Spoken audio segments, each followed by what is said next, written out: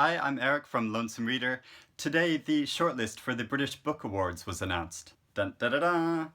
So I'm very excited to talk about these novels because I was kindly asked to be a judge in the fiction category. I'll talk you through each of these 6 excellent books and then let you know how you can win one. First, a little about the prize, and it's a really interesting one because it doesn't just celebrate great books, but the whole journey of the book, from the author to the agent to the publisher to the bookseller to the reader. So it really honors how publishing is a communal process with people all engaged in getting great books into our hands. The prize was originally launched in 1990 as the Nibbies, but it's gone through many changes since then. There are multiple categories of books awarded, including children's, debut, fiction, fiction crime and thrillers, non-fiction lifestyle, and non-fiction narrative. A winner will be declared for each of these categories, and then on awards night on May 8th, an overall winner will be crowned. Last year, the fiction winner was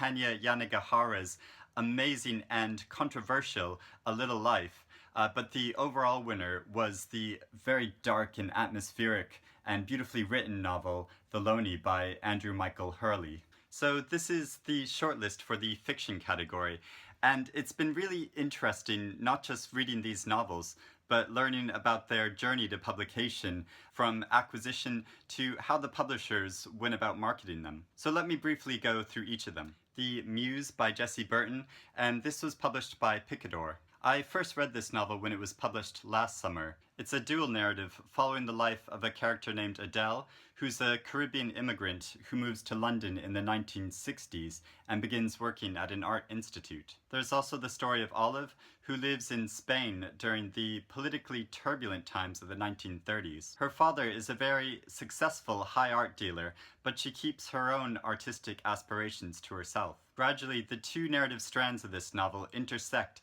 in a way which is fascinating and tremendously enjoyable. It's a strongly written book that says something meaningful about the challenges that women face in the art world.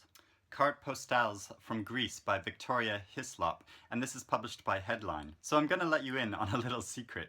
The building I live in has a communal mail slot, and so sometimes when postcards arrive for people in the other flats, I'll have a sneaky peek at the short messages that are written on them. I just think it's really fun and interesting to think about the relationship between the sender and the receiver. The main character in this novel, Ellie, suddenly starts receiving postcards from Greece from a stranger who is writing to somebody else. Gradually, she becomes so fascinated by these postcards that she travels to Greece herself to understand the troubled romance of the sender and the stories of people they encounter along their travels. This novel is fascinating not just for the compelling stories it tells, but the visual journey it gives you. Here I'll show you that there's lots of photo reproductions and reproductions of diary entries and like journal entries. It's an immersive experience, as well as being a touching story about heartbreak. This Must Be the Place by Maggie O'Farrell, and this is published by Tinder Press. Many of my friends adore O'Farrell's writing,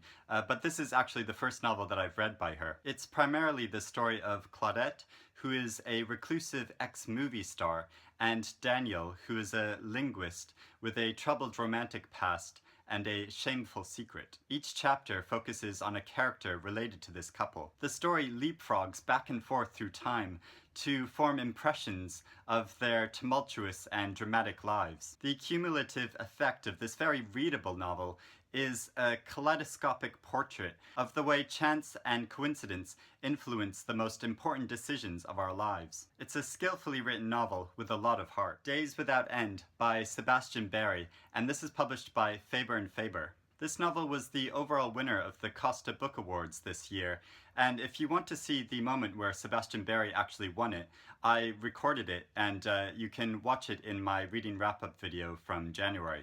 I'll put a link up there. This historical novel tells the story of a young Irishman and his companion John, who are both lovers and soldiers in the US military, first fighting against Native Americans and then in the Civil War. It's a really adventurous and wild story of boys who dress up in drag to entertain minors, to scenes of really bloody battles. Barry's writing style is arresting, brutally poetic and insightful.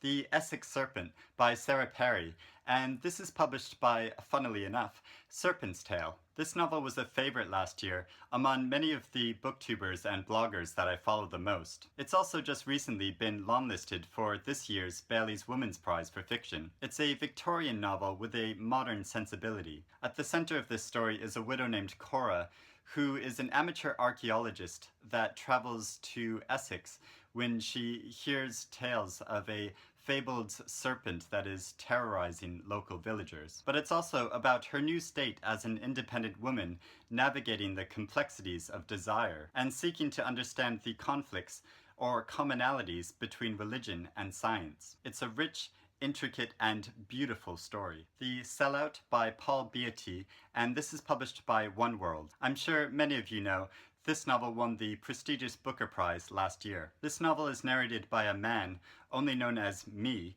who has been taken to the Supreme Court for owning a slave and trying to reinstate segregation in his neighborhood. It's the story of his difficult relationship with his father and his conflicted feelings about race relations in America. While it's often comic in tone, this novel says something really powerfully moving about the legacy of racism, current iterations of racism, and where society is going today. It's a forceful and emotional book. So those are the 6 books on the shortlist. I'll soon be meeting with the judges so we can decide a winner in this category. But I honestly don't know who I think should win. So if you've read any of these books, I'd be really interested to know what your thoughts are. Let me know in the comments below. I'll also be giving away a copy of the winning book. To enter, all you have to do is subscribe to my channel if you don't already subscribe, and leave a comment letting me know which book on the list you'd like to read, or which book you think should win. It's open to anywhere in the world, and I'll leave the competition open until the awards time on May 8th. For more info about the prize, links, and my full reviews of these books, click Show More below. Good luck, thanks for watching, and happy reading, everyone.